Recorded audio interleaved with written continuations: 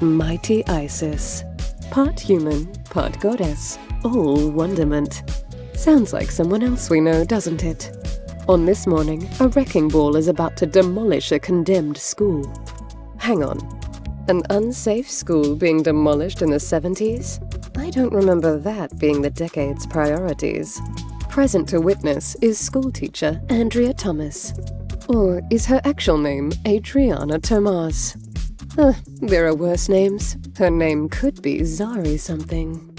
Behind her is Rick, a colleague, eager to teach in modern facilities. Doesn't he know that Professor Goodfellow's geek has rendered schools obsolete? The wrecking ball crashes into the brittle edifice, exposing a dumbass in danger. Her name is Cindy, and she is our resident danger-prone Daphne.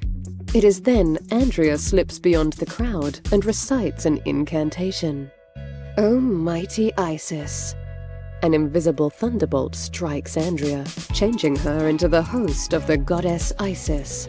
The heroine nonchalantly strides into the raining debris and recites, O ground beneath us all, bury the tumbling wall. The soil rises, swallowing the bricks.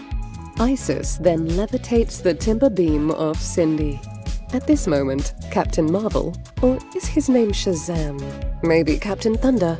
Regardless, the world's mightiest mortal arrives to congratulate Isis. He condescends by mentioning that a demolition site is no place for Cindy's flower picking. However, since it is Cindy, I'll excuse that remark and move on. Cindy explains she saw two men sneaking around, and so she followed them. What a nutter, right? A man steps forth to confirm Cindy's account.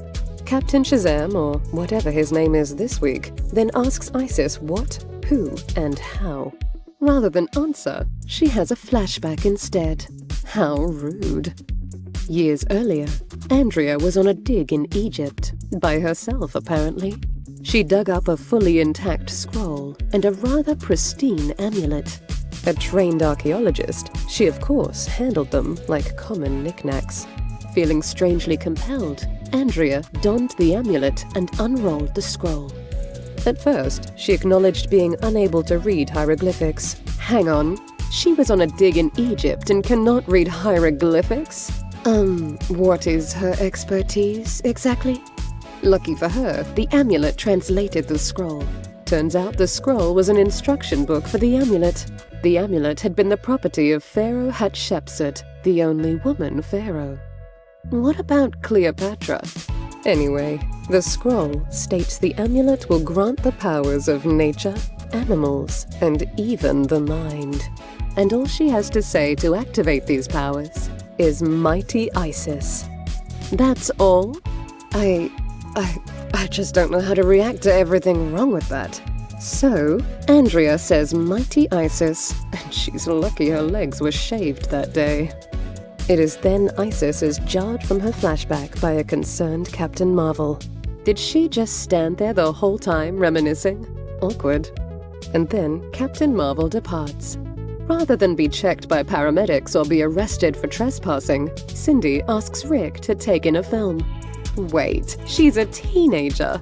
I know the 70s were a different time, but that's a tad much. Rick tells Cindy she is too young for him.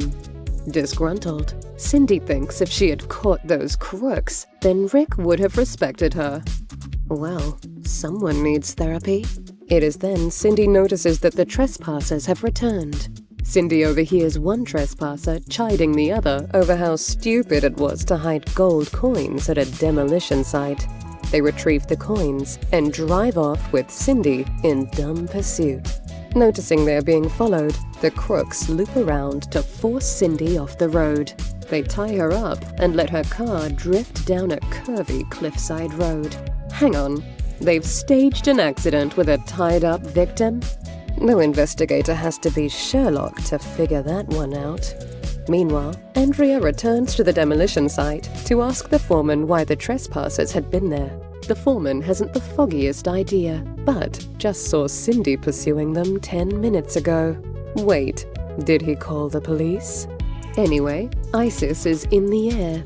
Seeing Cindy going over the cliff, Isis commands the cliffside tree branches to catch the car. Isis then turns on the would-be murderers. She recognizes them from a recent theft of gold coins. Isis commands the gold coins to knock out the crooks. Sure, why not? Isis rescues Cindy, and since we are in the 70s, we conclude with an obligatory PSA. I've always wanted to do one of these, dear reader.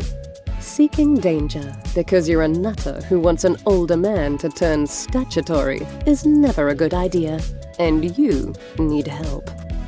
I am Rima the Jungle Girl, and join me again as I continue to chronicle all your favorite heroines in the Bronze Age, where the action is.